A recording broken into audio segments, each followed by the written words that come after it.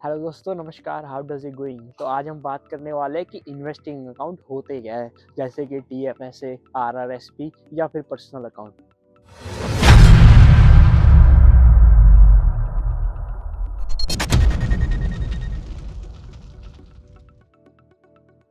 हमें जब स्टॉक्स में, ईटीएफ्स में या म्यूचुअल फंड में इन्वेस्टमेंट करनी होती है, तो जब हम कैनेडियन पॉपुलर इन्वेस्टमेंट प्लेटफॉर्म पे जाते हैं, तो हमारे पास ऑप्शन होती है कि हम पर्सनल अकाउंट खुलाएँ या फिर टीएफएस अकाउंट खोलें या फिर आरआरएसपी अकाउंट खोलें। हमारी पहली ऑप्शन होती है TFSA. TFSA stands for tax free saving account. तो जैसे नेम सजेस्ट करता है कि इस अकाउंट में कोई टैक्स नहीं लगता।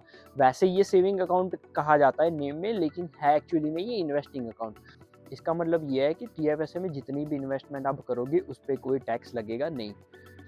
लेकिन इसकी एक लिमिट होती है। जभी भी आप 18 साल के हो जाओ या फिर कनाडा में जभी भी आप पहला दिन है, तभी से ये कंट्रीब्यूशन रूम काउंट होना शुरू होता है। अप्रॉक्सीमेटली 6000 से एवरी ईयर आपका कंट्रीब्यूशन लिमिट इंक्रीज होती है। तो अगर सपोज आप 2 साल पहले कनाडा में आए हुए हैं, तो आपकी कंट्रीब्यूशन लिमिट अप्रॉक्सीमेटली 12,000 हो सकती है अभी।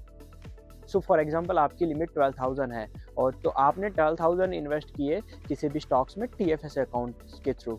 तो आप जभी भी वो अमाउंट को विड्रॉ करने जाओगे, आपको उस पे एक भी डॉलर टैक्स नहीं देना होगा। हाँ, लेकिन विड्रॉ करने के बाद आपकी जो लिमिट थी वो रीसेट होगी नेक्स्ट कैलेंडर ईयर। मतलब आप अगले साल की 1 जनवरी से रीसेट होगी। तो मतलब सपोज़ आपको 2 महीने बाद जभी भी आपको रीइन्वेस्ट करना होगा, तो आप सारी अमाउंट इन्वेस्ट नहीं कर पाओगे जो आपने विड्रॉ की थी। आपको नेक्स्ट ईयर की वेट करनी पड़ेगी आपकी साइकिल रीसेट होने के लिए। तो अब हम बात करते हैं दूसरे पॉपुलर ऑप्शन आरआरएसपी की। तो RRSP stands for registered retirement saving plan. तो एज नेम सेज कि ये एक रिटायरमेंट प्लान है जिसका यूज़ करके आप अपनी टैक्सेबल इनकम को लो कर सकते हो। इसका मतलब है कि अगर आपकी इनकम 50,000 है और आप आरआरएसपी अकाउंट ओपन कराते हो और आरआरएसपी में आप 5,000 इन्वेस्ट करते हो, तो आपकी जो एनुअल इनकम है जो 50,000, उस पर टैक्स पे करने की वजह आप ओनली 45,000 पे टैक्स पे करोगे।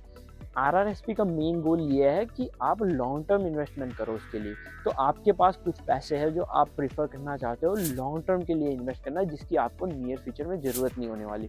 तो आप प्रेफर करो वो आरआरएसपी पे यूज़ करो।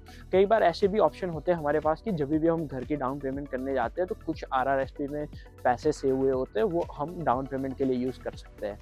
सो बेसिकली टीएफएसए एंड आरआरएसपी में इतना डिफरेंस है कि TFSA short term and long term दोनों इन्वेस्टमेंट के लिए यूज़ किया जा सकता है, लेकिन जो आरआरएसपी है वो ज़्यादातर लॉन्ग टर्म इन्वेस्टमेंट के लिए यूज़ किया जाता है।